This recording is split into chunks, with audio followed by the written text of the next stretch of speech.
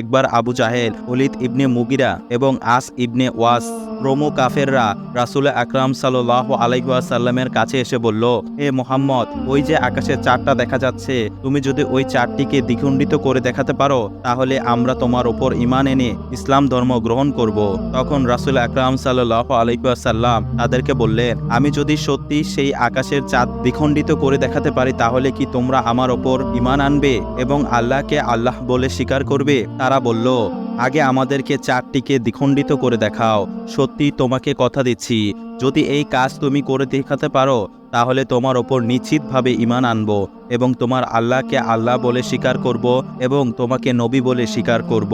অতঃপর নবী আকরাম সাল্লাল্লাহু আলাইহি ওয়াসাল্লাম আল্লাহ রব্বুল আলামিনের দরবারে দোয়া করলেন, হে আল্লাহ, আকাশের চাঁদকে দ্বিখণ্ডিত করে দিন। আল্লাহ রব্বুল আলামিন রাসূল আকরাম সাল্লাল্লাহু আলাইহি ওয়াসাল্লামের দোয়াকে কবুল করে নিলেন। দোয়া করার পরে আল্লাহর রাসূল সাল্লাল্লাহু আলাইহি ওয়াসাল্লাম চাঁদের দিকে নিচের আঙ্গুলকে ইশারা করলেন আর সাথে সাথে আকাশের চাঁদ দ্বিখণ্ডিত হয়ে গেল। চাঁদের দুইটি খণ্ড পরস্পরের এত দূরে সরে গিয়েছিল যে এটার মধ্যভাগে হেরা পর্বত দেখা যাচ্ছিল এবং চাঁদের দ্বিখণ্ডিত হওয়ার ব্যাপারটি কাফেররা ভালোভাবেই দেখতে পারছিল।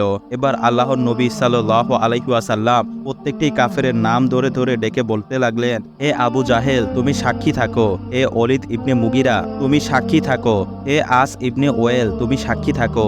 আমি তোমাদের কথা মতো আকাশের চাঁদকে দ্বিখণ্ডিত করে দিয়েছি। তোমরা এখন তোমাদের ওয়াদা মতো আল্লাহকে ইলাহা বলে স্বীকার করো এবং আমাকে নবী বলে বিশ্বাস করে নাও। তখন কাফেররা হাসতে হাসতে বলতে লাগলো, ওরে মুহাম্মদ, এতদিন তো আমরা জানতাম তুমি এই পৃথিবীর বিভিন্ন জিনিসের ওপর জাদু করার ক্ষমতা রাখো, কিন্তু আজ তো দেখছি তুমি আকাশের চাঁদের ওপরও জাদু করার ক্ষমতা রাখো। তোমার মতো এত বড় জাদুকর আমরা আর এই পৃথিবীতে কখনোই দেখিনি। আর তুমি এই কথাও জেনে রাখো, আমরা কোনো জাদুকরকে কখনোই নবী বলে স্বীকার করতে পারি না। মূলত আল্লাহ রব্বুল আলামিন তাদের ভাগ্যের ঈমানের দৌলত লিখে রাখেনি, তাই তারা আল্লাহর রাসূল সাল্লাল্লাহু আলাইহি ওয়াসাল্লামের পক্ষ থেকে এত বড় একটি মুজিজা দেখার পরেও ঈমান গ্রহণ করল না। রাসূলুল্লাহ সাল্লাল্লাহু আলাইহি ওয়াসাল্লামের এই বিশেষ মুজিজার ব্যাপারে আল্লাহ রব্বুল আলামিন কোরআনুল কারিমে উল্লেখ করে দিয়েছেন। সূরাতুল কমারে বর্ণিত রয়েছে, আল্লাহ তাআলা বলে দিয়েছে, কিয়ামত নিকটে চলে এসেছে এবং চন্দ্র দ্বিখণ্ডিত হয়ে গিয়েছে। ভিডিওটি ভালো লাগলে অবশ্যই লাইক এবং কমেন্ট, সাবস্ক্রাইব করে আমাদের সাথেই থাকবেন। দেখা হচ্ছে নতুন আরেকটি ভিডিওতে। সে পর্যন্ত ভালো থাকুন, সুস্থ থাকুন। আল্লাহ হাফেজ।